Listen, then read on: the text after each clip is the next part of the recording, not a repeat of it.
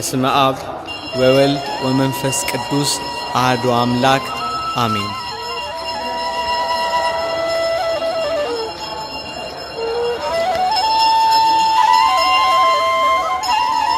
የቃል ኪዳኑ ታቦት በኢትዮጵያ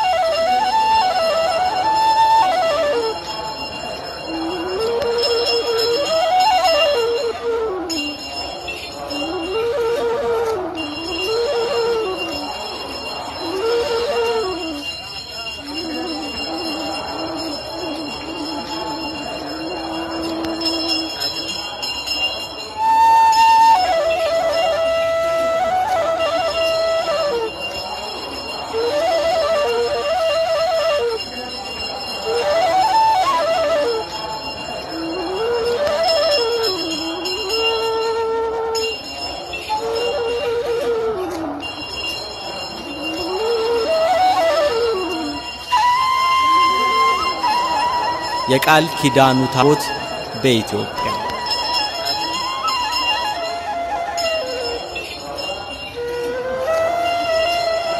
ከሰው ልጆች አባት ከአዳም ወገን የሆነ እግዚአብሔር በሕዝብ ኃጢአት ያልቀጣው ፍጥረታት በንፍር ውሃ ሲጠፉ በእግዚአብሔር ፊት ንጹሕ ጻድቅ ሆኖ የተገኘ ኖህ ከጥፋት ውሃ በኋላ ለሦስቱ ልጆች ምድርን ሲያካፍል የኖህ ልጅ ካም ዕጣው ወደ ሆነው ከቤተሰቡ ጋር ማንም ሰው በሌለበት በአትባራ በኩል አልፎ የተራሮች ሰንሰለት ወደሚገኝባት ሀገር ወደ ኢትዮጵያ አቢሲኒያ ገባ። የአባቶቻችን ሀገር ኩራት ውበታችን የእግዚአብሔር ሀገር የሆነች ኢትዮጵያ ከአዳም ወንዶች ልጆች የትውልድ ግንድ 10ኛው ወንድ ልጅ በሆነው በኖህ ልጅ ካም የሰው ዘር ኑሮ ተጀመረ።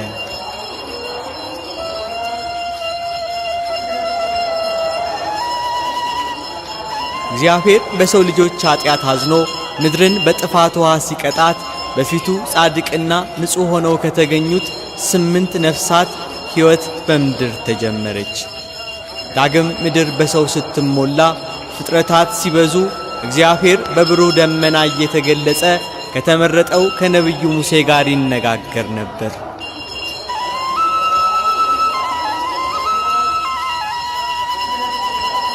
ሙሴ ሕዝበ እስራኤልን እንዲመራ የእግዚአብሔር ሕዝብ ወተትና ማር ወደምታፈልቀው ርስት ከነዓን እንዲያወርሳቸው በእግዚአብሔር የተመረጠ ነቢይ ነው። ከእግዚአብሔር እጅ ሁለቱን የቃል ኪዳን ጽላት የተቀበለው በሲና ተራራ ላይ ከእግዚአብሔር ጋር የተነጋገረ የዕብራውያኑ መሪ ነቢዩ ሙሴ ኢትዮጵያዊቷን ነበር ያገባው።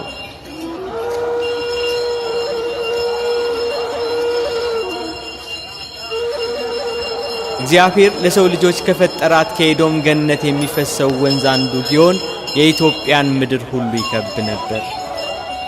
ኢትዮጵያ በገነት ፈሳሽ ወንዞች የተከበበች በእግዚአብሔር የተመረጠች ቅዱሳን የሚኖሩባት ጻድቃን የሚጠጉባት ሀገር ናት።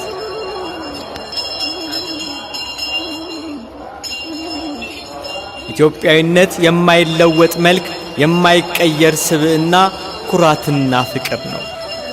የእግዚአብሔር ነቢይ ኤርምያስን ከጉድጓድ አውጥቶ ከሞት ያዳነው ኢትዮጵያዊው ጃንደረባ አቤሜሌክ ነው። ኢትዮጵያዊነት ርኅራኄ፣ ኢትዮጵያዊነት ፍቅር፣ ኢትዮጵያዊነት ሕይወት ነው። ከኢትዮጵያ ወንዞች ማዶ የሚማልዱኝ የተበታተኑት ልጆቼ ቁርባኔን ያመጣሉ ብሎ እግዚአብሔር በሕያው ቃሉ የተናገረለት እውነት ነው። ኢትዮጵያዊነት እጆቿን ወደ ፈጣሪዋ ተዘርግተው ለዓለም ምሕረትን የምትለምን ሀገር ናት ኢትዮጵያ። በእግዚአብሔር የከበረች የገነት ፈሳሽ ውሃ የከበባት ሀገረ እግዚአብሔር ኢትዮጵያ የትላንት ማንነቷን የሚያወሩላት ብዙ ቅዱሳን ምስጢራት አሏት።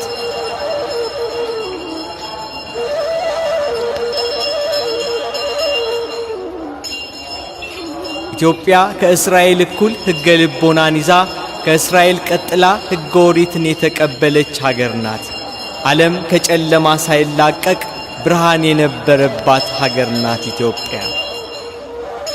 ስልጣኔ ሳይሰለጥን ጥበብ ባለም ሳይስፋፋ የብልሆች ብልህ ሀገር ነበረች ኢትዮጵያ። በዘመነ ኦሪት ከክርስቶስ ሰው መሆን 1000 ዓመት ቀድማ ነበር ኢትዮጵያ የሕገ ኦሪትን ሥርዓት በሀገር ደረጃ የተቀበለችው። እንደ እስራኤል ዘሥጋ በኦሪት ሕግ እየተመራች በነቢዩ ሙሴ ሥርዓት እየኖረች የኦሪትን መሥዋዕት ትሰዋ እግዚአብሔርም በምኵራብ ታመልክ ነበር ኢትዮጵያ። የኢትዮጵያዊነት መነሻ የአባቶቻችን ክብርና የሃይማኖታችን መሠረት እግዚአብሔር ለምስጢር ያዘጋጃት ታላቅ ስፍራ አክሱም ኢትዮጵያዊነት የታወጀባት ሃይማኖት የተሰበከባትና የተተከለባት ስፍራ ናት።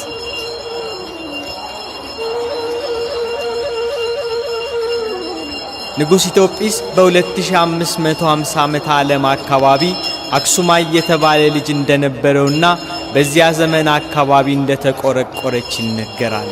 የእምነታችን ቅድመ መሰበኪያ የኢትዮጵያዊነት መሠረት አክሱም። የኩሽ ልጅ ኢትዮጵስ አክሱማይ በሱ ስም እንደተሰየመች ይነገራል። በሌላ አገላለጽ አክሱም የሚለው ቃል ከአገውኛ የተወረሰ ሲሆን በአገውኛ አሁ ማለት ውሃ፣ ሱም ደግሞ በሴም ቋንቋ አለቃ ማለት ነው። ሁለቱ ቃላት በአንድነት ሲጠቃለሉ ያለቃ ውሃ ማለት ነው። አሁን በአክሱም ከተማ አካባቢ የሚገኘው የከተማው ሕዝብ የሚጠቀምበት ማይሹም የሚባለው የውሃ ማጠራቀሚያ ግድብ ይህንን ታሪክ ያጠናክራል። ለኢትዮጵያ የክርስትና እምነት እናትና ለስልጣኔዋም ለባህሏም መነሻ ምንጭ ናት አክሱም።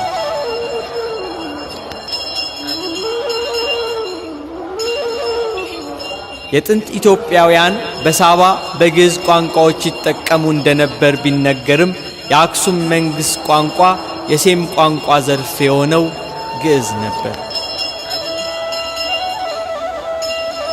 በአክሱም ከነገሱት ቀደምት ነገሥታት መካከል ስሟ ከብሮ የሚጠራው ንግሥተ ሳባ ናት።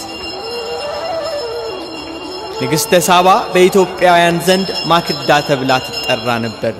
በመድኃኒታችን ቃል ኪዳን መሠረት ደግሞ ንግሥት አዜብ ወይንም የደቡብ ንግሥት ተብላ ትጠራለች።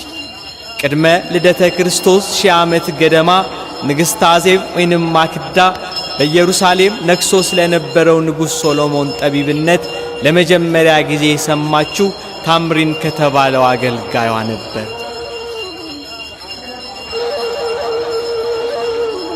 መጽሐፍ ቅዱስ ስለ ንግሥተ ሳባ ሲናገር የሳባም ንግሥት በእግዚአብሔር ስም የመጣላትን የሰሎሞንን ዝና በሰማች ጊዜ በእንቆቅልሽ ትፈትነው ዘንድ መጣች ይላል መጽሐፈ ነገሥት ቀዳማዊ ምዕራፍ 10።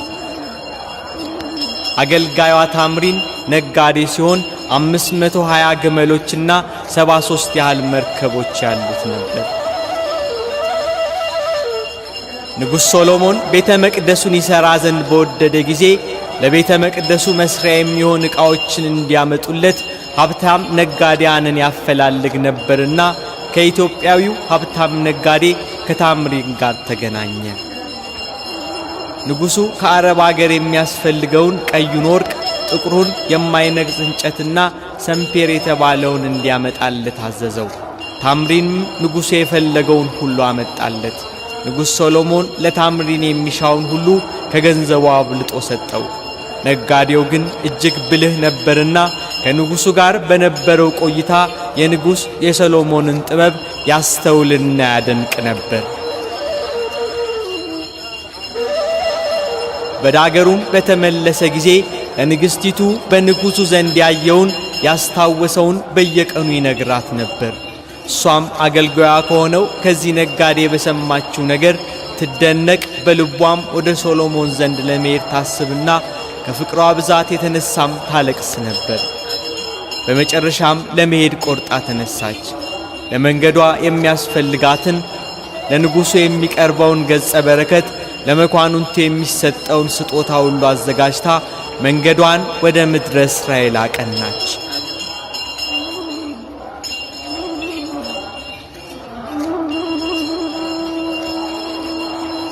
ኢየሩሳሌም በደረሰች ጊዜ ባየችው ነገር ሁሉ እጅግ ተገረመች። በዝናው ብቻ የሰማችውን የሰሎሞንን ጥበቡን በዓይኗ አይታ ባድናቆት ባህር ሰጠመች። በዓይኗ ያየችው ከሰማችው በላይ ሆነባት። እርሷን በፍጹም ፍቅር ተቀበላት፣ የሚገባውንም ክብር ሰጣት። የጥበብ ሁሉ ምንጭ ስለሆነው የእስራኤል አምላክ እግዚአብሔር ነገራት። እርሷም ይህንን ጥበብ ለሶሎሞን የሰጠውን አምላክ አመሰገነች። ልቧም በእውነተኛው አምላክ ፍቅር ተነደፈ።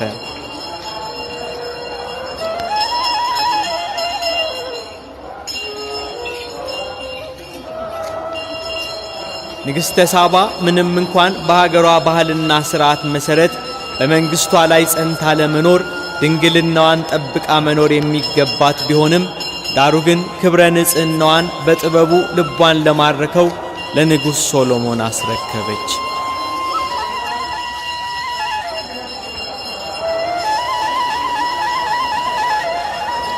ለ6 ወር በኢየሩሳሌም ቆየች። ስትመለስ ከንጉሥ ሶሎሞን ጸንሳ ነበር። ንጉሥ ሶሎሞን ከወርቅ የተሠራ የጣት ቀለበቱን ማስተዋሻ እንዲሆን ሰጣት። የአምላክ ፈቃድ ሆኖ ልጅ ከወለደች ለምልክት ቀለበቱን ይዞ በመምጣት እንድታገናኘው ነግሯት በክብር ሸኛት።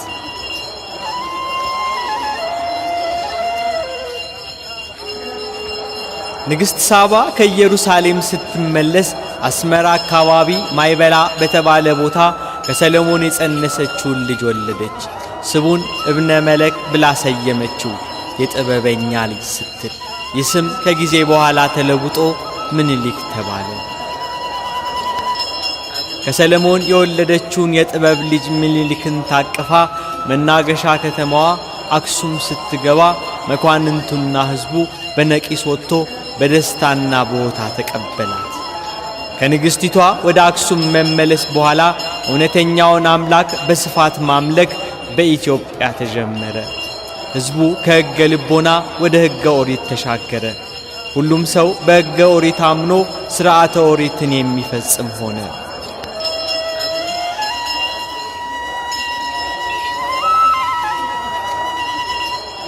የክርስትና እምነት በኢትዮጵያ እስከገባ ጊዜ ድረስ የሕገ ኦሪት እምነት የመንግሥት ሃይማኖት ሆኖ ኖረ።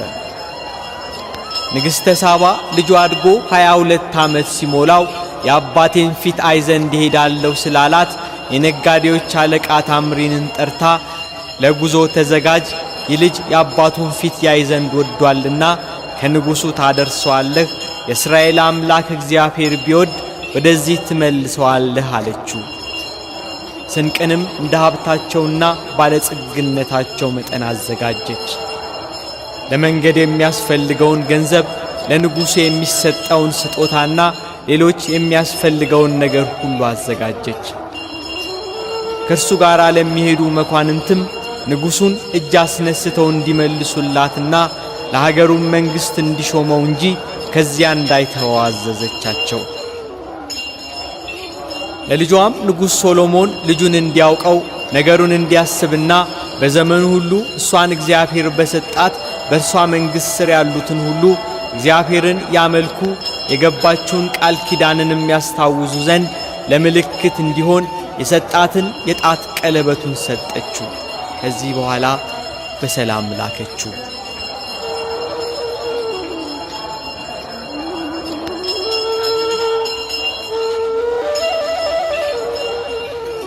እርሱ ምድረ እስራኤል በገባ ጊዜ ያዩት ሁሉ ተሸበሩ። አባቱ ንጉሥ ሶሎሞንን ይመስል ነበርና ብዙዎች ሶሎሞን መስሏቸው ይሰግዱለት ነበር። ሶሎሞን የአብራኩን ክፋይ አምሳያ ልጁን ባየ ጊዜ ከተቀመጠበት ተነስቶ የልብሱን ቁልፍ ከትከሻው ፈትቶ ተቀበለው። ደረቱን በእጁ ቅፍ አድርጎ አፉንና ግንባሩን ዓይኖቹንም ሳመው። እነሆ አሁን አባቴ ዳዊት በጉልምስናው ታደሰ፣ ከሙታንም ተነሳ አለ።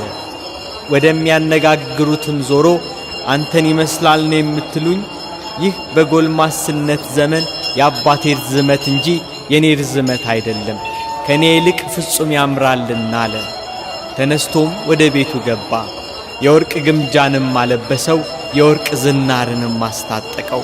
በራሱ ላይ ዘውድ፣ በጣቱ ላይ ቀለበትና ለዓይን የሚያጥበረብር የክብር ልብስ አለበሰው። ከእርሱም ጋር በሚታይበት ቦታ በዙፋን ላይ አስቀመጠው።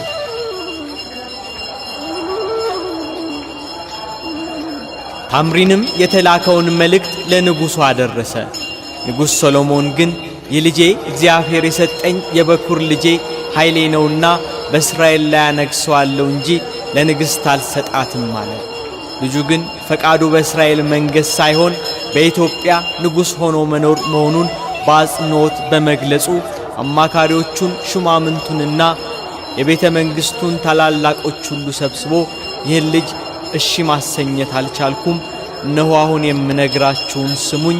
በቀኜና በግራዬ የምትቀመጡ ሁሉ ከልጆቻችሁ ጋር በኢትዮጵያ እንድናነግሠው ፍቀዱ።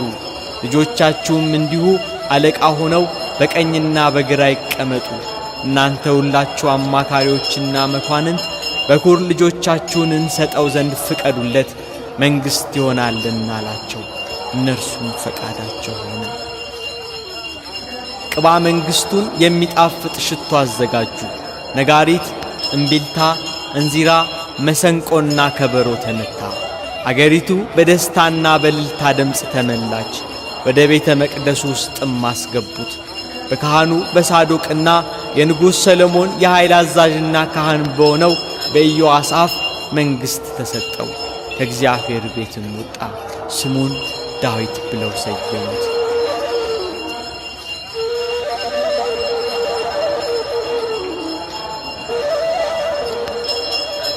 ቀዳማዊ ምኒልክ በኢየሩሳሌም ከአባቱ ጋር 3 ዓመት ኖረ።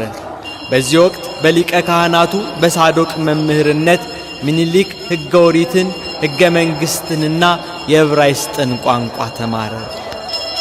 ከንጉሡ ልጅ ጋር ወደ ኢትዮጵያ እንዲሄዱ የታዘዙ የእስራኤል የበኩር ልጆች ግን ከሀገራቸውና ከወገናቸው ይልቁንም ከታቦተ ጽዮን ተለይቶ መሄዳቸው እጅግ አሳዝኗቸው ነበርና የካህናቱ ልጆች ለብቻቸው ተሰባስበው እመቤታችን ጽዮንን ልንተዋት እንዴት እንችላለን? ለሷም ተሰተናልና ምን እናድርግ ብለው ተማከሩ። የካህኑ የሳዶቅ ልጅ አዛርያስም ታቦተ ጽዮንን ከመንበሯ ማንም ሳያውቅብን እንውሰዳት የሚል ሐሳብ በማቅረቡ ሁሉም በዚህ ሐሳብ ተስማሙ። በተለይ የቤተ መቅደሱ ቁልፍ በሱ እጅ ያለ በመሆኑ ይህን ለማድረግ እንደሚችሉ ሁሉም አመኑበት። የታቦተ ጽዮን ወደ ኢትዮጵያ መምጣት በፈቃደ እግዚአብሔር እንደሆነ ክብረ ነገሥት ላይ እንዲህ የሚል ቃል ሰፍሯል። የእግዚአብሔር መልአክ ለአዛርያስ ደግሞ ታየው። በላዩም ላይ እንደ እሳት ምሰሶ ወጣ፣ በብርሃኑም ቤቱ ተመላ። አዛርያስንም አስነስቶ ቁም፣ ጽና፣ ወንድምህን ኤልሚያኖስን፣ አብሳን፣ ማክሬንም አንቃ፣ እነዚህን የጽላት እንጨቶች ውሰዱ፣ እኔም የቤተ መቅደሱን በሮች እከፍትልሃለሁ።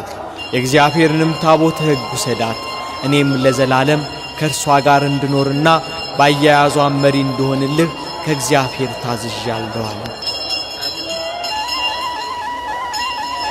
እነዚያንም ጽላት ያዙ፣ ወደ እግዚአብሔር ቤትም ሄዱ። ከውስጥ እስከ ውጭ በሮች ሁሉ ክፍት ሆነው አገኙ። የበሮቹም መከፈት የእግዚአብሔር ታቦተ ሕግ እስካለችበት ድረስ ነበር።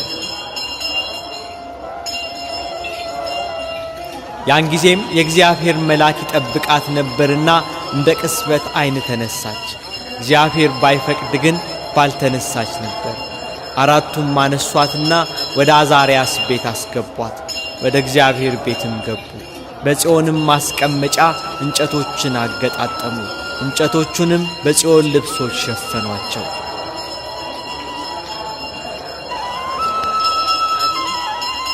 ቀዳማዊ ምኒልክ አባቱ ሶሎሞን ተሰናብቶ ወደ አገሩ ሊሄድ በዝግጅት ላይ በነበረ ጊዜ በኢየሩሳሌም የነበረውን ሽብርና ትርምስ ክብረ ነገሥት እንዲህ ተርከዋል።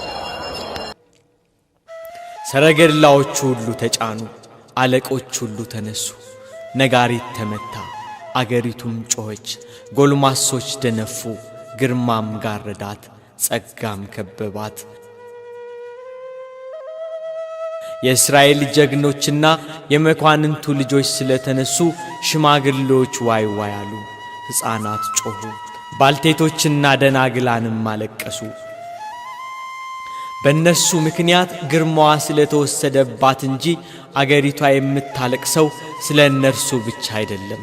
ታቦተ ጽዮን ከእነርሱ እንደተወሰደች በግልጽ ባያውቁም በልባቸው አልሳቱም ነበርና እግዚአብሔር የግብፅን የበኩር ልጆች በገደለ ጊዜ እንደነበረው አይነት መሪር ለቅሶን አለቀሱ።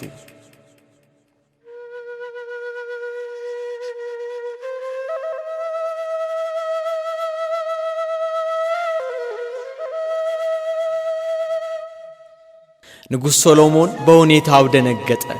የንጉሡን ክፍል መጋረጃ ከፍቶ አገሩ በሙሉ እነሱን እየተከተለ የእናቱን ጡት እንዳስተውትና እናቱ ጥላው እንደሄደች ሕፃን ሲያለቅስ ተመለከተ። የሚሄዱት ሰዎች ግርማቸውን ባየ ጊዜ ደንግጦ ተንቀጠቀጠ፣ አንጀቶቹ ታወኩ፣ እንባውም በልብሱ ላይ እንጠባጠብ ነበር። እሱም ይህ ልጅ በመሄዱ የአገሩን ግርማ ስለገፈፈ የበኩር ልጆቹን ይዞ ስለተንቀሳቀሰ ክብር ያልፋለች፣ የመመኪያዬ ዘውድም ወድቃለች፣ ሆዴም ተቃጥላለች፣ ወዮልኝ አለ።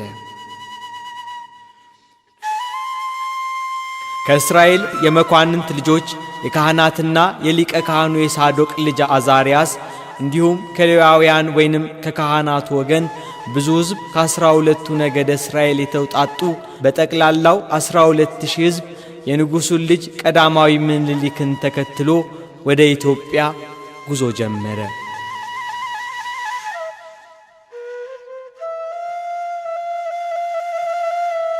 በቅዱስ ሚካኤል መሪነት መንገዳቸውን ጀመሩ።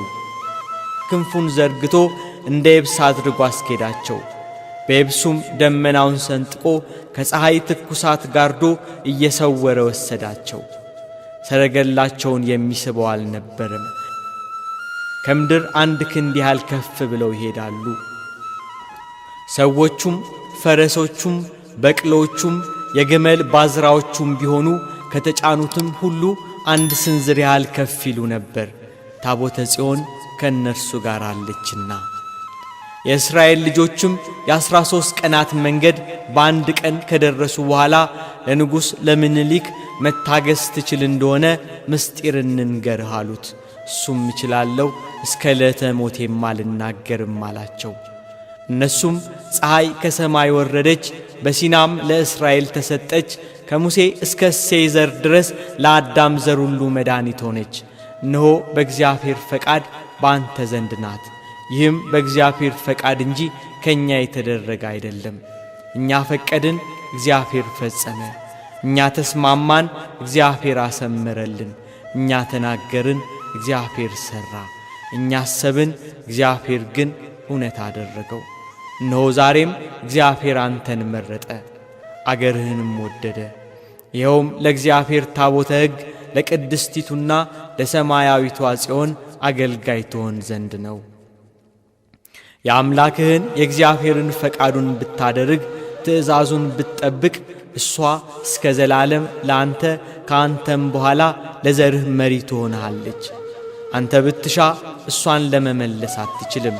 አባትህ ቢሻም ሊወስዳት አይችልም። እሷ ራሷ ወደምትሻበት ትሄዳለችና ካልወደደች ከመንበሯ አትነሳም። እነሆ እሷ እናታችን፣ መድኃኒታችን፣ መጠጊያችን፣ መማጠኛችን፣ ክብራችንና የመድኃኒታችን መልህቅ ናት አሉት።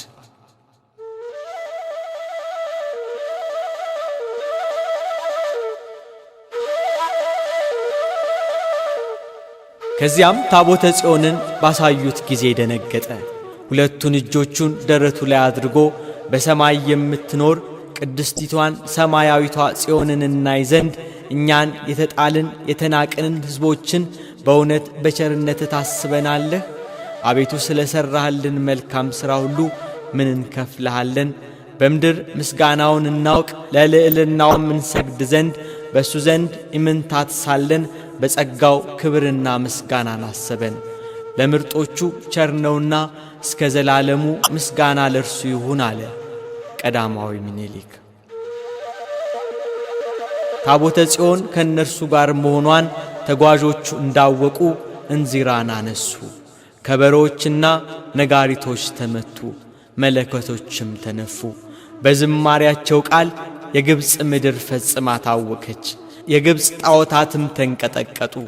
ታቦተ ጽዮን እንደ ፀሐይ ታበራ ነበርና ከግርማዋ ኃይል የተነሣ ይቀልጡ ነበር። የኢትዮጵያ አውራጃዎች ሁሉ በደስታ ተዋጡ። ኢየሩሳሌም ላይ የሐዘን ደመና ደመነ። ካህኑ ሳዶቅ ወደ ንጉሥ ሶሎሞን በተመለሰ ጊዜ ሲተክዝ አገኘው። ንጉሡም የተከዘበትን ነገር ለካህኑ ሳዶቅ ነገረው። ንግሥተ ሳባ በመጣች ወቅት በሌሊት እንዲህ አይቼ ነበር። በኢየሩሳሌም ዋልታ እንደቆምክ በይሁዳ አገር ከሰማይ ፀሐይ ወረደች፣ እጅግም አበራች፣ ቆይታም ጠፋች። በኢትዮጵያ ሀገርም አበራች። ሁለተኛም ያቺ ፀሐይ ወደ ይሁዳ አልተመለሰችም። ካህኑ ሳዶቅ ይህንን እንደሰማ ደንግጦ ወደ ቤተ መቅደሱ ገሰገሰ። መብራት ይዞ ወደ መቅደሱ ውስጥ ታቦተ ጽዮን ወዳለችበት ቦታ ፈጠነ። አዛርያስ በጽዮን ልክ ከመሰለው ከጥርብ እንጨት በቀር ምንም አላገኘም። ይህን አይቶ በፊቱ በምድር ላይ ወደቀ። ነፍሱን ፈሰሰች። በድንጋጤ እንደ በድን ሆነ። ወሬው ለንጉሥ ሶሎሞን በደረሰው ጊዜ በቁጣ ተነሳ፣ ሊፈልጋቸው ሄደ። የታቦተ ጽዮን መወሰድ በተሰማ ጊዜ የቀሩት የእስራኤል ልጆች ከተማዋን የለቅሶ ቤት አስመሰሏት። ንጉሥ ሶሎሞን ሊደርስባቸው እንደማይችልና የሆነው በፈቃደ እግዚአብሔር መሆኑን ሲረዳ ወደ ቦታው ተመለሰ። ወደ ድንኳኑም ገብቶ አቤቱ የቃል ኪዳንህን ታቦት በዘመኔ ከኛ ትወስዳታለህ ሲል የመረረ ለቅሶን አለቀሰ። ንጉሥ ሶሎሞን ወደ ኢየሩሳሌም እንደተመለሰ ከኢየሩሳሌም ሽማግሌዎች ጋር በእግዚአብሔር ቤት ውስጥ መሪር ለቅሶን አለቀሰ። ከሐዘናቸው ከተጽናኑ በኋላ ሽማግሌዎቹም ተነሱና ንጉሡን ጌታችን ሆይ ስለዚህ ነገር አትዘን፣ እግዚአብሔር የፈቀደው ቦታ ካልሆነ በቀር ታቦተ ጽዮን እንዳትቀመጥ አውቀናልና ከመጀመሪያው እስከ መጨረሻውም ቢሆን ያለ ፈቃደ እግዚአብሔር የሆነ የለም። ለእኛ ግን እግዚአብሔር ከወደደ በእኛ ዘንድ ኢየሩሳሌም ውስጥ አንተ የሠራህልን የእግዚአብሔር ቤት አለች፣ ልብህን አታሳዝን በማለት አረጋጉት። ንጉሡም ለሽማግሌዎቹ ክብራችን ፈረሰ፣ እግዚአብሔር ተዋቸው ብለው ያልተገዘሩት ወገኖች አሕዛብ በእኛ ላይ እንዳይመኩ ተዉት፣ ከእንግዲህ በኋላ ለሌሎች ወገን አትግለጹ አላቸው። ሽማግሌዎቹም ለሰሎሞን መለሱለት፣ የአምላክህ የእግዚአብሔር ፈቃድ ይሁን፣ እኛም ከቃልህ አንወጣም፣ ታቦተ ጽዮን ከእኛ እንደተወሰደች ለሌላ ሕዝብ አንናገርም በማለት ቃል ተጋቡ። ኢየሩሳሌም ላይ የሐዘን ደመና ጠላ። ከተማዋን ብቸኝነት ዝምታ ወረራት። ክብራቸው የአምላካቸው መገለጫ ሕይወታቸው ተለይታባቸዋለችና። የእግዚአብሔር ነቢይ ሙሴ ከእግዚአብሔር ታዞ ከግራር እንጨት የሠራው ታቦት ነበር። እርዝመቱ 125 ወርዱ 75 ቁመቱ 75 ሳንቲሜትር የሆነ በወርቅ የተለበጠ መክደኛው ከወርቅ የተሠራ ታቦት፣ በላዩ ላይ 2 ኪሩብ ተቀርጸዋል። የታቦቱ አገልግሎት 10ቱ ቃላት የተጻፈባቸው የሁለቱ ጽላት ማደሪያ ነው። በዚህ እግዚአብሔር ከእስራኤል መሪዎች ጋር ይነጋገር ነበር። ታቦቱ እግዚአብሔር ከሕዝቡ ጋር የመኖሩ ምልክት ነበር። ሙሴ ከእግዚአብሔር ታዞ የሠራውን ይህን ታላቅ ታቦተ ምስጢር በመገናኛ ድንኳን ውስጥ ያኖረው ነበር። እስራኤላውያኑ በሄዱበት ሁሉ ከፊት ያስቀድሙታል። ባረፉበት ከፍ ባለ በምኵራብ ውስጥ አኑረው በሌዋውያኑ አማካኝነት በተመረጡት የእግዚአብሔር ሰዎች ከእግዚአብሔር ጋር ይነጋገሩበት ነበር። እስራኤል በኢያሱ ዘመነ ምግብና ዮርዳኖስን ሲሻገሩ ኢያሪኮን ሲዞሩ ካህናቱ ተሸክመውት ሕዝቡ በሆታና በእልልታ እያጀበው ለእግዚአብሔር እየዘመሩ በታቦቱ ለተገለጸው ይሰግዱ ነበር። ታቦቱ የእግዚአብሔር መገለጫ ስለነበር በጠላቶቻቸው ላይ ብዙ ተአምራትን ያደርግላቸው ነበር። ታቦቱን ያልተገባ ሰው ሲነካው፣ ክህነት የሌለው ሰው ሲቀርበው በድፍረቱ ይቀሰፋል። እስከ ንጉሥ ዳዊት ድረስ በመገናኛ ድንኳን ውስጥ ኖሯል። ንጉሥ ሶሎሞን ቤተ መቅደስን አሰርቶ በቤተ መቅደስ አስቀመጠው። ከሶሎሞን በኋላ የታላቅ ምስጢር እግዚአብሔር ከሕዝቡ ጋር የመኖሩ ምልክት ታቦተ ጽዮን በኢየሩሳሌም እንዲቀመጥ እግዚአብሔር አልፈቀደም። ሶሎሞን ሳያውቅ የካህናቱ ልጆች እግዚአብሔር ባወቀ ይህን ታላቅ የዓለም ምስጢር የክብር መገለጫ እግዚአብሔር ለሕዝቡ ይቅርታን የሚያወርድበትን መንገድ ታቦተ ጽዮንን ከኢየሩሳሌም አወጡ። ለእስራኤልና ለቀረው ዓለም አስቸጋሪ ምስጢር የማይፈታ እንቆቅልሽ ሲሆንባቸው፣ ለኢትዮጵያውያን ግን ምስጢር አልነበረም የእግዚአብሔር ታቦተ ሕግ። ከጥንት የታሰበ የእግዚአብሔር ፈቃድ ሆኖ ለዘመናት ጸጥታ ባለበት አካባቢ ማንም በማያስበው ስፍራ እርኩሰት ከራቀበት በተራራማዎቹ ሀገር ከኢትዮጵያ ወንዞች ማዶ ሊያኖረው አሰበ። ኢትዮጵያውያን ይህን ድንቅ ስጦታ የአምላካችንን መገለጫ የታቦተ ጽዮን ጠባቂዎች እንድንሆን ቀድሞ አዘጋጅቶናል። ልጇ ምኒልክ በሰላም ወደ ኢትዮጵያ በደረሰ ጊዜ እናቱ ንግሥተ ሳባ መኳንንቱንና ሕዝቡን አስከትላ ደብረ ማክዳ አክሱም ዛሬ ቤተ ጊዮርጊስ ከሚባለው ቦታ ላይ ደማቅ አቀባበል አደረገችለት። ከሁሉም ሕዝቡን ያስደነቀውና ንግሥቲቷን ያስደሰታት ነገር ጽላተ ሙሴን ይዞና ተመልሶ መምጣቱ ነበር። ወዲያው እኔ በሕይወት እያለሁ ልጄን ማንገስ አለብኝ ብላ ከመሳፍንቱና ከመኳንንቱ ጋር መክራ ምኒልክን አነገሰችው። ንግሥተ ሳባ በኢትዮጵያ ለ40 ዓመታት ገዝታለች። ቀዳማዊ ምኒልክ የእናቱን መንግሥት ወርሶ 25 ዓመታት በኢትዮጵያ ነግሷል።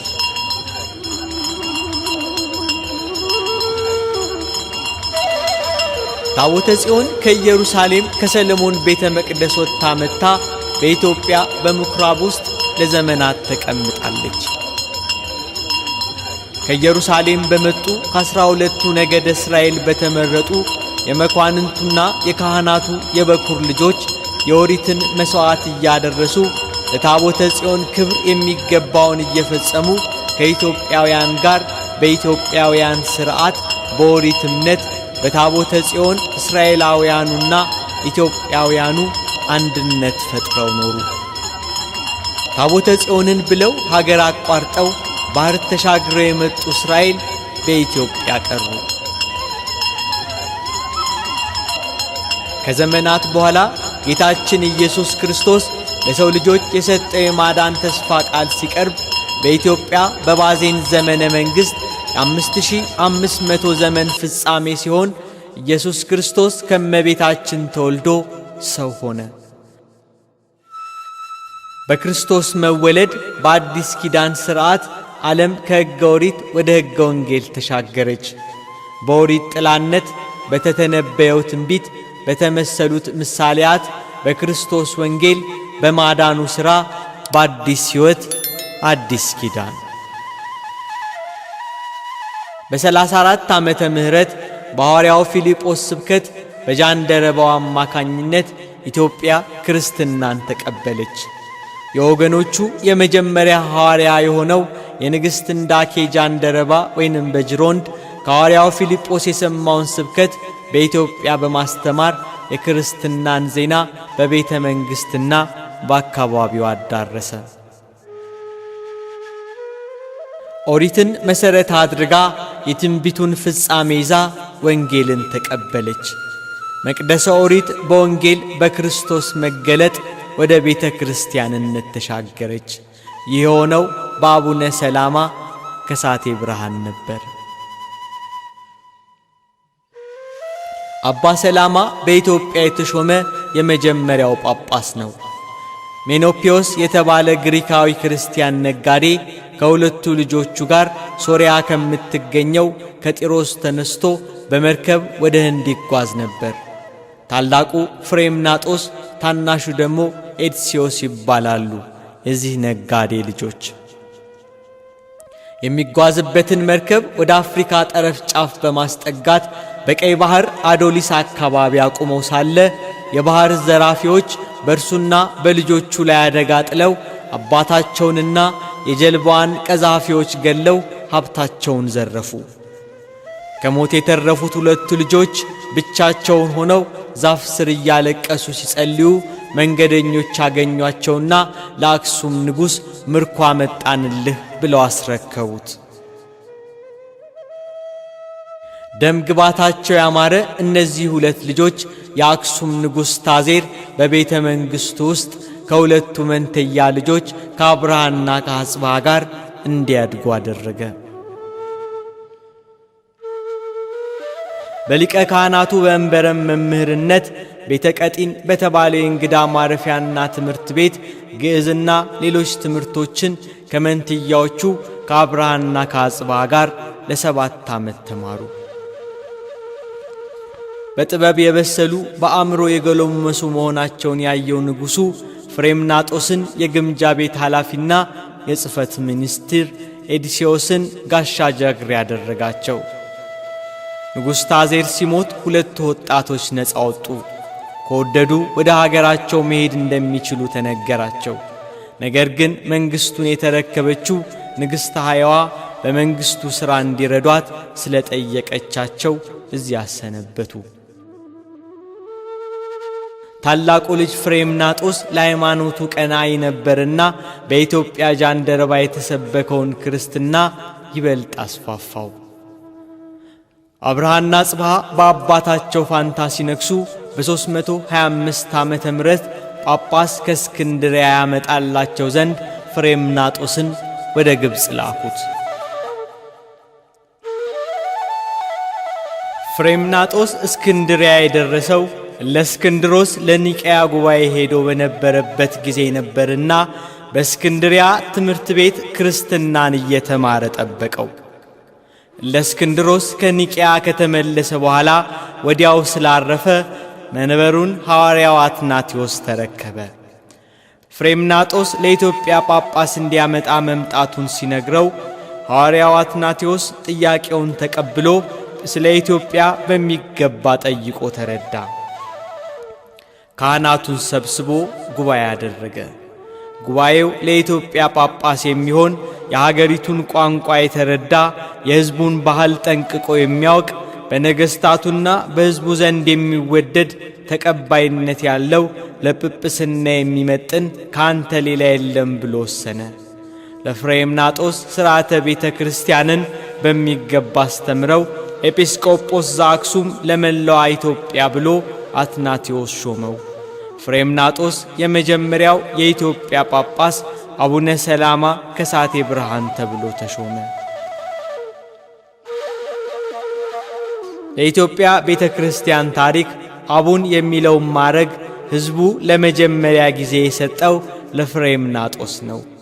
ብርሃናዊ በሆነው የስብከት ወንጌል ሥራው እውነት የሆነ ወንጌልን ገላጭ ነበርና ከሳቴ ብርሃን ብርሃን ገላጭ ተብሎ ተጠርቷል። ፍሬምናጦስ ወደ ኢትዮጵያ ከተመለሰ በኋላ በኢትዮጵያ የክርስቲያን መንግሥት እንዲመሠረት አደረገ። ከእስክንድርያው ፓትርያርክ ከአትናቴዎስ የተማረውን የተዋህዶን እምነት መሠረት በማድረግ ክርስትናን የመስበክ ወንጌልን የማዳረስ ሥራ ጀመረ።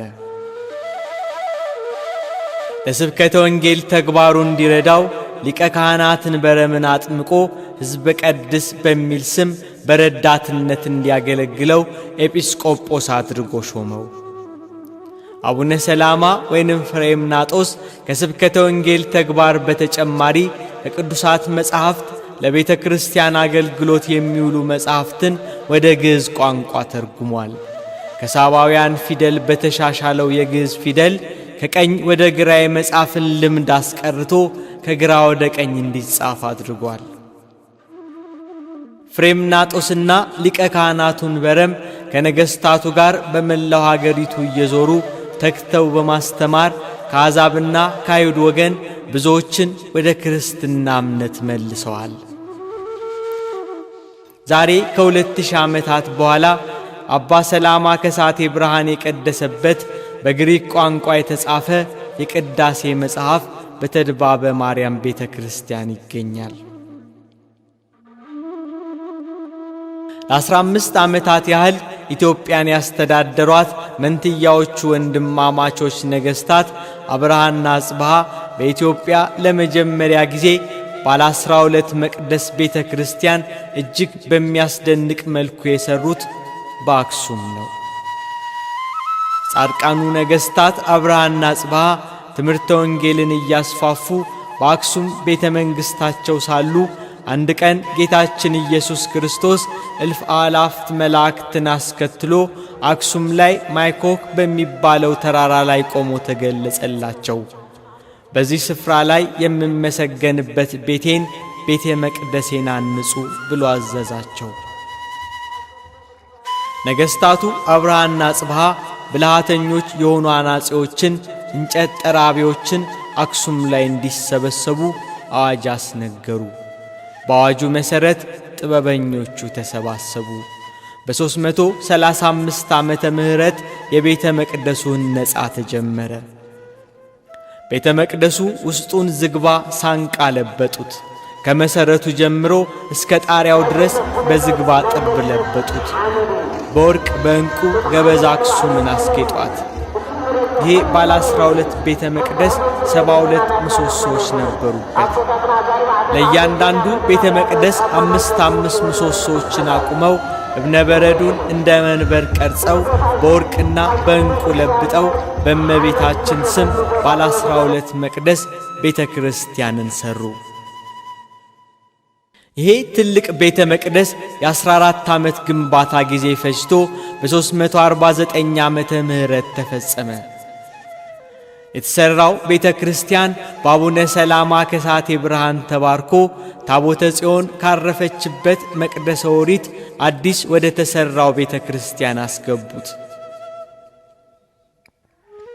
በዓሉን ለማክበር ከመላው ኢትዮጵያ ከአክሱም የተሰባሰቡ ታላላቅ ሹማምንት፣ ሽማግሌዎች፣ ካህናት፣ ሌዋውያን በከበሮ፣ በጸናጽል፣ በመሰንቆ፣ በመዝሙር፣ በበገና፣ በእምቢልታ፣ በነጋሪት፣ በመለከት፣ በእንዚራ፣ በቀንድ ጥሩምባ፣ በመዝሙር ቃና እግዚአብሔርን እያመሰገኑ ታቦተ ሕጉን አንግሰው ቅዳሴ ቤቱን አከበሩ።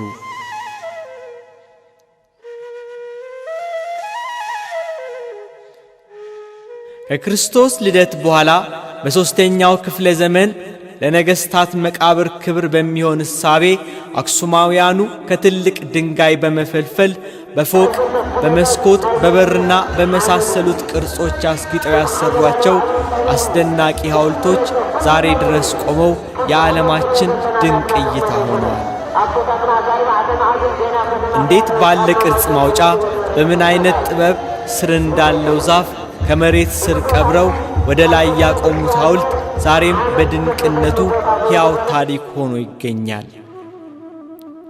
እኒህ በአክሱም የቆሙ በስነ ሕንጻቸው ዓለምን ግራ ያጋቡ ሐውልቶች የመቆማቸው ምስጢር ስር እንዳለው ዛፍ ጠንክረው ከዘመን ዘመን ያለ መንገዳገዳቸው ምስጢር የታቦተ ጽዮን ኃይል ነው።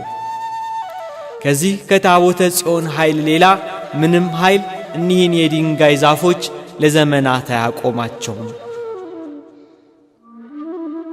ከዓለም ተለይታ የዝምታ ድባብ በነገሰባት የጥንቱ ሕይወት የብሉይና የሐዲስ ኪዳን መሠረት የተጣለባት የአባቶቻችን ሀገር የክርስትና መዲና አክሱም እጅግ ድንቅ ምስጢርን ይዛ የአምላክ የቃል ኪዳኑን ታቦት ሸሽጋ ዕለተ ምጽአትን ትጠብቃለች። ብዙዎችን ግራ ያጋባው ነገር ይህቺ በዓለም ከሚታይ ብርቅርቅ ነገር የራቀች ሀገር ኃጢአትና ርኩሰት ከሞላበት ተሸሽጋ ያለች ትንሽ መንደር እንደምን ለዚህ ታላቅ ምስጢር ማረፊያ ሆነች ነው ትንግርቱ። የነቢዩ ኢሳይያስ ምዕራፍ 18 የትንቢት ቃል ፍጻሜ ግን የዚህ ታሪክ መድረሻ ነው። በኢትዮጵያ ወንዞች ማዶ ላለች ክንፍ ያላቸው መርከቦች ላሉባት መልእክተኞቹን በባህር ላይ የደንገል መርከቦቹን በውሃ ላይ ለሚልክ ምድር ወዮለት። እናንተ ፈጣን መልእክተኞች ሆይ ወደ ረጅምና ለስላሳ ሕዝብ ከመጀመሪያው አስደንጋጭ ወደሆነ ወገን ወደሚሰፍርና ወደሚረግጥ ወንዞቹም ምድራቸውን ወደሚከፍላት ሕዝብ ሂዱ። ኢትዮጵያም እጆቿን ወደ እግዚአብሔር ትዘረጋለች።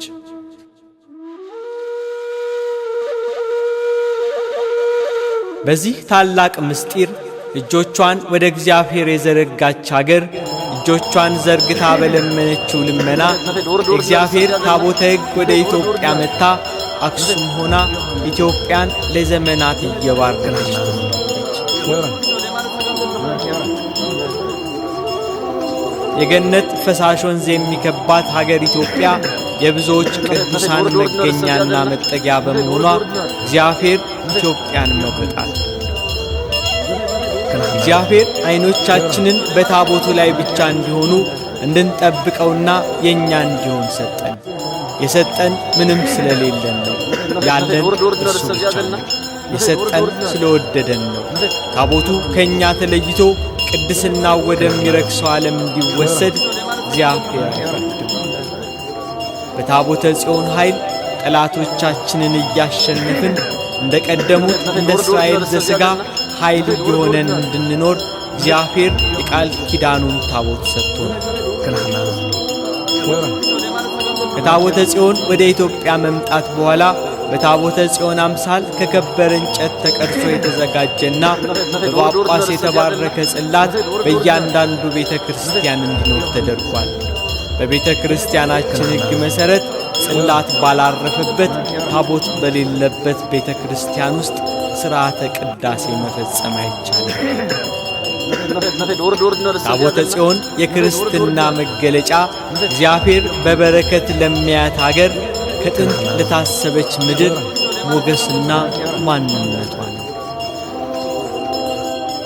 በአብርሃና አጽብሃ ዘመን የተሠራው የመጀመሪያው የኢትዮጵያ ቤተ ክርስቲያን ባለ 12 ቤተ መቅደስ ለ600 ዓመት ብቻ ነበር የቆየው። በዘጠነኛው ክፍለ ዘመን የዮዲት ጉዲት በአክሱም ነግሣ ይህንን ታላቅ ቤተ መቅደስ አቃጠለችው። አስቀድሞ አባቶች ንዋየ ቅድሳቱንና ታቦታቱን ይዘው ስለተሰደዱ የተወሰኑት ተረፉ። ከዮዲት በኋላ የነገሰው አንበሳው ድም አክሱም ተመልሶ በአባቱ ዙፋን ተቀመጠ። ከዚህ ቀደም ዮዲት ከአክሱም አባራው ከሕዝቡ ጋር ሸሽቶ 40 የመከራ ዘመንን አሳልፎ ነበር። 40 ዓመት በቆየ ዮዲት ጥፋት የወደመውን ቤተ መቅደስ የተቃጠሉትን መጻሕፍት እያጻፈ የክርስትና ሃይማኖት እንዲስፋፋ እንደ ጥንቱ የያሬዳዊ ዜማ ብሉይና ሐዲስ በመጻሕፍት ቤት ተዘርግተው እንዲነገሩ ታወጀ።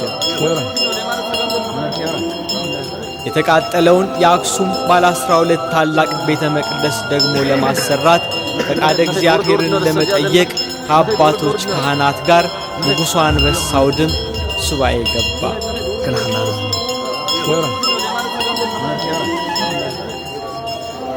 በእግዚአብሔር ፈቃድና ቸርነት የተቃጠለውን ቤተ ክርስቲያን መሠረት አስቆፍሮ ከ12ቱ ቤተ መቅደስ 5ቱን ቀንሶ ባለ 7 ቤተ መቅደስ አድርጎ በአክሱም እንደገና አነጸው።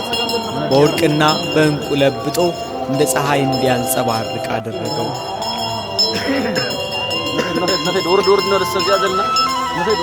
ለጽላተ ሙሴ መቀመጫ በወርቅ ያጌጠ ቤተ መቅደስ አሰራለት።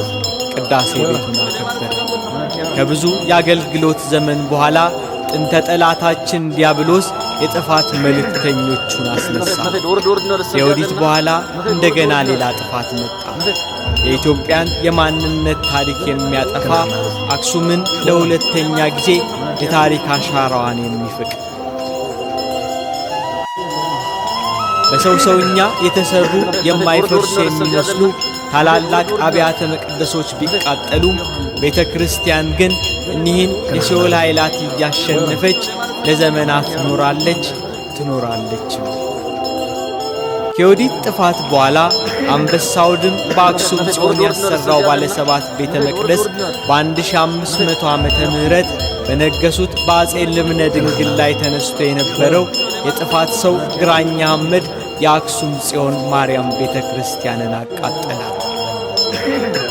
የጥፋት ዘመን ሲመጣ ከራሳቸው ሕይወት ይልቅ የቤተ ክርስቲያንን ሀብትና ንዋየ ቅድሳት ታቦታቱን እየተሸከሙ በተራራና በገደል በጸሎት የሚያሳልፉ አባቶቻችን በዚህም የመከራ ዘመን የተወሰኑትን ንዋየ ቅድሳት ሸሽገው ከጥፋት አዳኑ።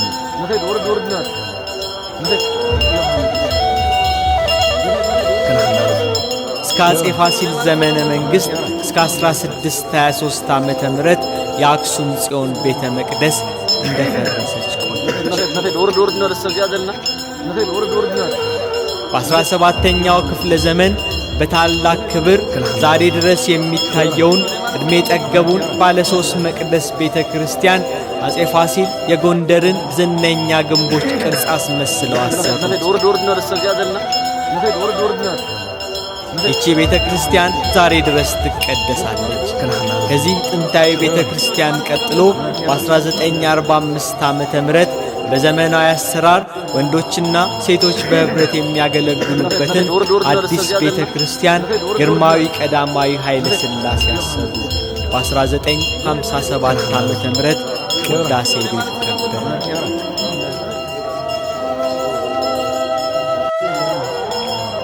ዛሬ ጽላተ ሙሴ ያረፈችበት ባለ 1 ፎቅ ሕንፃ ቤተ ክርስቲያንን ያሰሩት የቀዳማዊ ኃይለ ሥላሴ ባለቤት እቴጌ መነን ናቸው። በ1945 ዓመተ ምህረት ፎቁ የጽላተ ሙሴ ማረፊያ ሲሆን ምድር ቤቱ ደግሞ ከጥንት ጀምሮ ከነገሥታት፣ ከመኳንንት፣ ከምዕመናን የተበረከቱ ንዋየ ቅድሳት፣ መጽሐፍት፣ የነገሥታት ዘውዶች፣ አልባሳት ተቀምጠውበታል።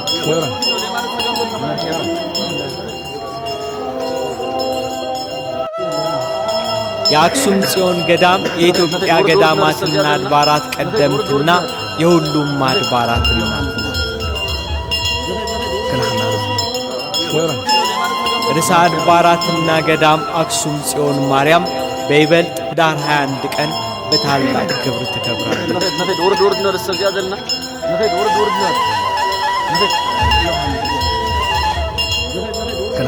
ኅዳር 21 ቀን ታቦተ ጽዮን ዳጎን የተባለውን ጣዖት አንከትክታ የሰበረችበት ቀን መታሰቢያ ስለሆነ ይከበራል።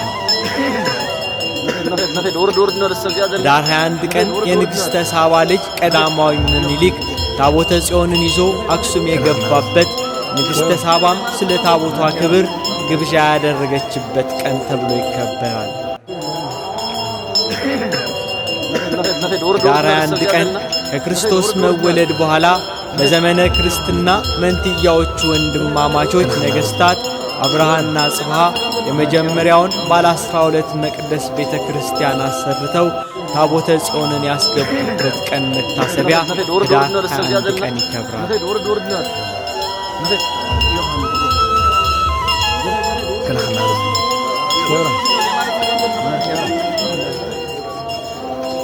የዮዲትን ጥፋት ሸሽተው አባቶች ታቦተ ጽዮንን ይዘው ወደ ዝዋይ ደሴት ተሰደው ከዮዲት የጥፋት ዘመን በኋላ ሀገር ሲረጋጋ ታቦቷን ከዝዋይ ደሴት ወደ አክሱም የመለሱበት ቀን በኅዳር 21 በታላቅ ክብር ይከበራል።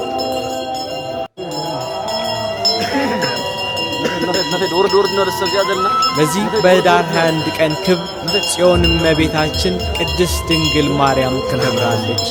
አማናዊት ጽዮን በኋላ ዘመን ለሰው ልጆች ሁሉ የተሰጠ ተስፋ የመዳናችን ምክንያት የተገኘው ከእመቤታችን ከቅድስት ድንግል ማርያም ነው። ጽዮን እመቤታችን ቅድስት ድንግል ማርያም ናት።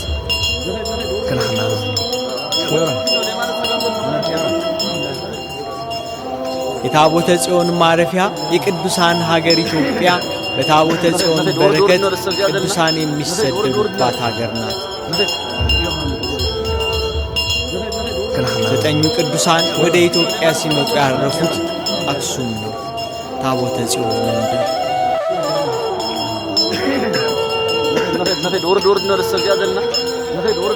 በ480 ዓመተ ምህረት 9ኙ ቅዱሳን የቢዛንታይን መንግሥት በሃይማኖት ባደረሰባቸው የከፋ ስቃይና መከራ በእምነት ወደሚመስሏቸው ታቦተ ጽዮን ወዳረፈችበት ቅዱሳን ወደሚጠጉበት ወደ ኢትዮጵያ መጡ።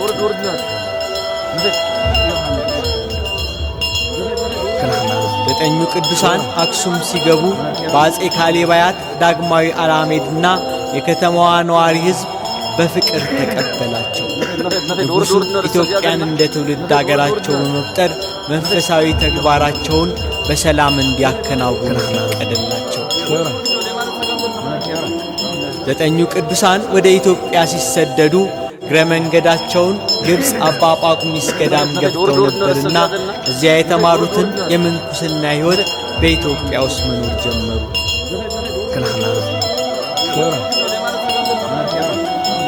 9ኙ ቅዱሳን የሕዝቡን ቋንቋ ባህል ካጠኑ በኋላ ከአክሱም ተነስተው ወደ ኢትዮጵያ አውራጃዎች ሁሉ ገቡ። የክርስቶስን ወንጌል እየሰበኩ የምንኩስናን ትምህርት አስተማሩ። ቀደም ሲል በአባ ሰላማ ይታወቅ የነበረው የምንኩስናን ሕይወት በ9ኙ ቅዱሳን ይበልጥ ሰፋ። አባ እንጦስ በገዳመ አስቄጥስ የመሠረተውን መንኩሶ በምነና በበረሃ በዋሻና በገዳም የመኖር ሥርዓት በኢትዮጵያ ተስፋፋ። ዛሬ አክሱምና አካባቢዋ የሚታዩት በመላው ኢትዮጵያ የሚታወሱት ገዳማት የ9ኙ ቅዱሳን አባቶች መሠረት አለበት። በአክሱም በስተ ሰሜን የቀበሮ ተራራ ወደ ተባለው ቦታ ሄደው በጣዖት አምላኪዎች ወንጌልን እንዳስተማሩ ገዳም እንደመሠረቱ የሚነገርላቸው ከ9ኙ ቅዱሳን አንዱ አባ ሊቃኖስ ናቸው።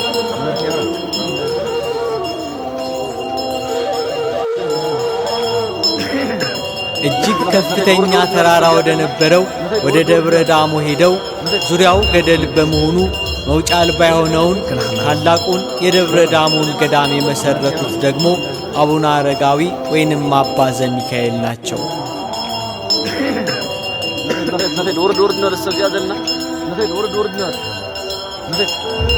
ከአክሱም ጽዮን 70 ኪሎ ሜትር ርቀት ላይ የሚገኘው ይህ ታላቅ ገዳም በኢትዮጵያ ገዳማዊ ኑሮን ለመጀመሪያ ጊዜ በመመስረት በአቡነ አረጋዊ የተገደመ ገዳም ነው። ገዳሙ በሀገራችን የመጀመሪያ ስመጥር ገዳም ነው።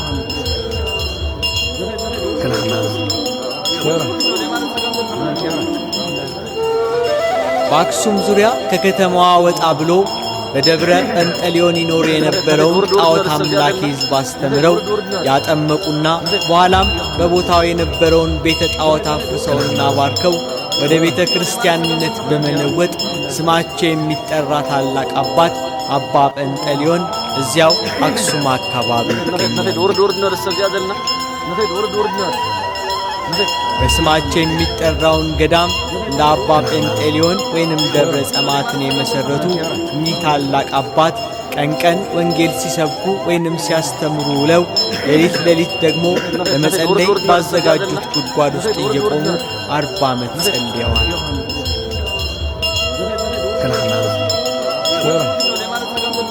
ደብረ ጸማት ማለት እጅግ በጣም አስጨናቂና አስቸጋሪ የሆነ የጸሎት ጉድጓድ ወይንም ዋሻ ነው። አፄ ካሌብ መንግሥቱን ለልጁ ለገብረ መስቀል ካወረሰ በኋላ መንኩሶ ከወዳጁና ከመንፈስ አባቱ ከአባ ጰንጠሌዎን ጋር በብሕትውና ኖሮ ሲሞትም ሥጋው ያረፈው በዚሁ ገዳም ነው፣ በእንደ አባ ጰንጠሌዎን ገዳም።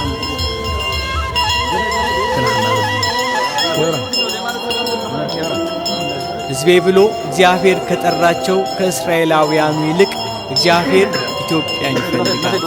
በእግዚአብሔር መንፈስ በቅዱሳኑ የተጻፈው መጽሐፍ ቅዱስ የእስራኤል ልጆች ሆይ እናንተ ለእኔ እንደ ኢትዮጵያ ልጆች አይደላችሁም ብሏቸዋል።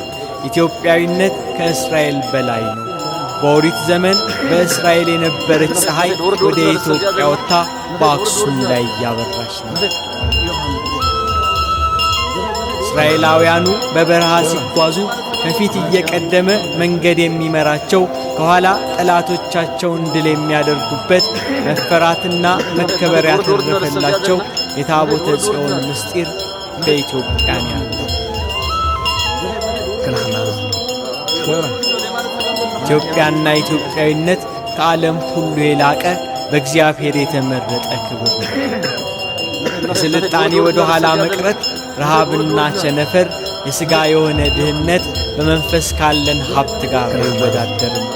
በሥጋ የሌለን ሀብት በእግዚአብሔር መንፈስ፣ ዓለም የሌለው ታላቅ የነፍስ ሀብት የእግዚአብሔር ጸጋ ከእኛ ጋር ነው። የታቦተ ጽዮን በረከት የቅድስት ድንግል ማርያም የአስራት ሀገር ኢትዮጵያ በእግዚአብሔር በረከት የጠገበች በቅዱሳን ጸሎት የታጠረች የእምነትና የክርስትና ሀገር ናት ኢትዮጵያ። የዚህ መገለጫዋ ደግሞ የታቦተ ጽዮን ማረፊያ የአባቶቻችን ሀገር አክሱም ናት። የቃል ኪዳኑ ታቦት ማረፊያ ሀገር ኢትዮጵያ ለዘላለም ትኑር። የአባቶቻችን አምላክ እግዚአብሔር ይመስገን።